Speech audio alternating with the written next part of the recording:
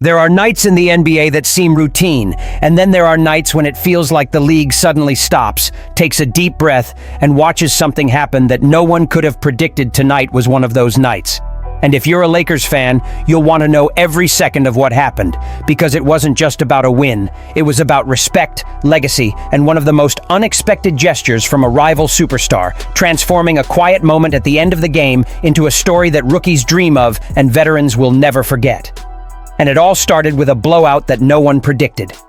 After a chaotic and exhausting series of road games, the Los Angeles Lakers arrived in Milwaukee looking to regain control. With a 10-4 record, the team sought stability. The Bucks, at 8-6, had the support of the crowd, the energy, and the physicality to turn the game into a battle. But, from the start of the game, only one team dictated the pace, and that team wore purple and gold. The Lakers didn't just build a lead, they surged ahead, reaching an impressive 65-34 halftime advantage. It was the kind of first half that silences an arena and forces commentators to double-check the stats on their monitors. Yes, Milwaukee tightened the siege in the second half, narrowing the gap whenever possible, but Los Angeles refused to let the game swing in their favor. Every attempt at a comeback was neutralized. Every attack was countered.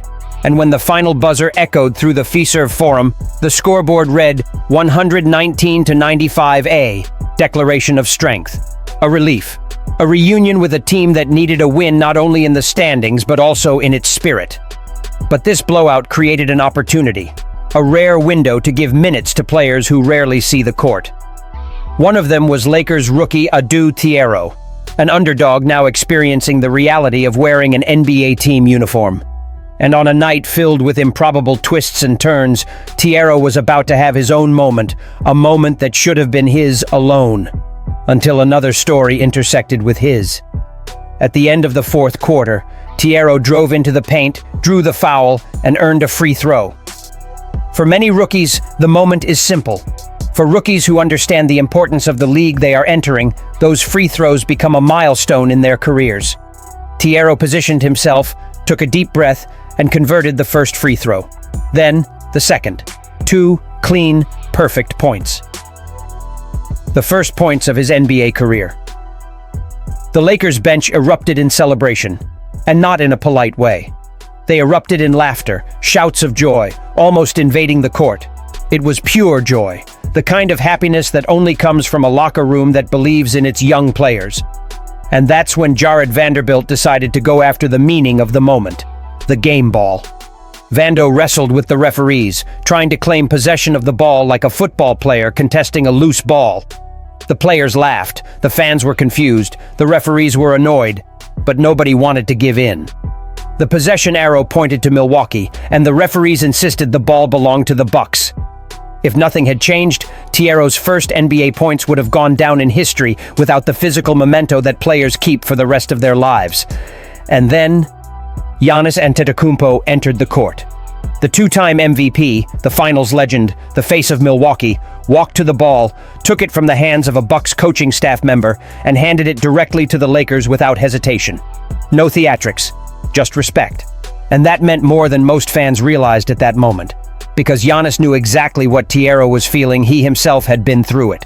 Last season, after scoring a career-high 64 points against the Indiana Pacers, Giannis fought with the Pacers over the game ball.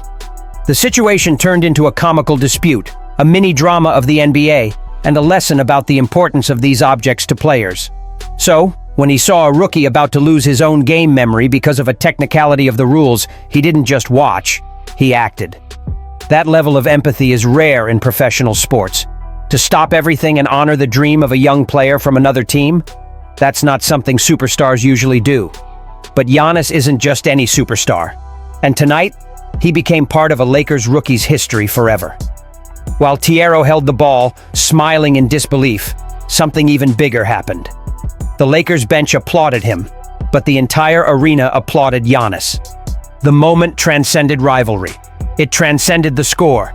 He reminded everyone why the NBA captivates millions of people worldwide. The humanity that manifests itself in small moments. However, no matter how emotional, this scene also set the stage for a storm brewing within the Lakers organization. A storm involving injuries, fatigue, and uncertain rotations. Because while tonight provided the Lakers with an exciting moment, tomorrow a far more urgent and unsettling question arises. Who will be available for the next game? And that leads us directly to the second big piece of news, one that every Lakers fan needs to hear. If the first part of this story gave Lakers fans reason to smile, the second part brings back the tension. Because as soon as the celebration of Adu Thiero's first NBA points dissipated, reality hit.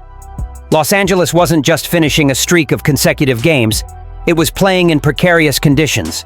And now, with an exhausting schedule and several stars out of action, the Lakers face a dangerous stretch that could define their identity at the start of the season. Saturday's game marks the continuation of the demanding 5-game road trip, and the timing couldn't be worse. They will face the Milwaukee Bucks again. Yes, the same Bucks they just dominated, but this time the circumstances are different. Both teams are exhausted, with injured players and roster problems. Milwaukee is coming off an overtime battle against the Charlotte Hornets, expending more energy than expected. The Lakers, in turn, played a physical and intense game against the Pelicans the previous night.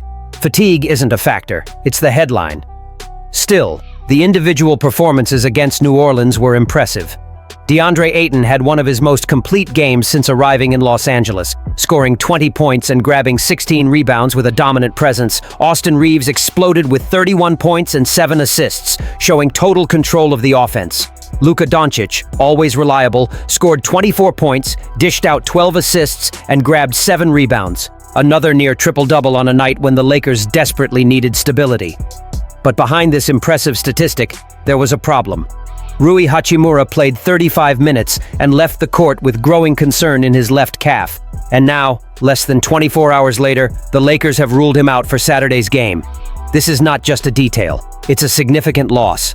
Hachimura hasn't missed a single game this season. He has been a rare pillar of consistency on a team plagued by frequent injuries.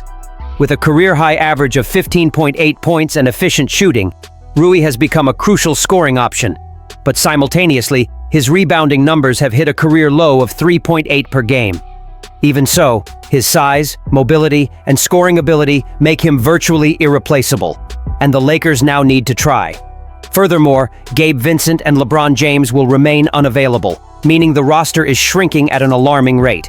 And as if that weren't enough, Marcus Smart, who started the last game, played 34 minutes, and provided essential defensive intensity, is officially listed as questionable due to illness.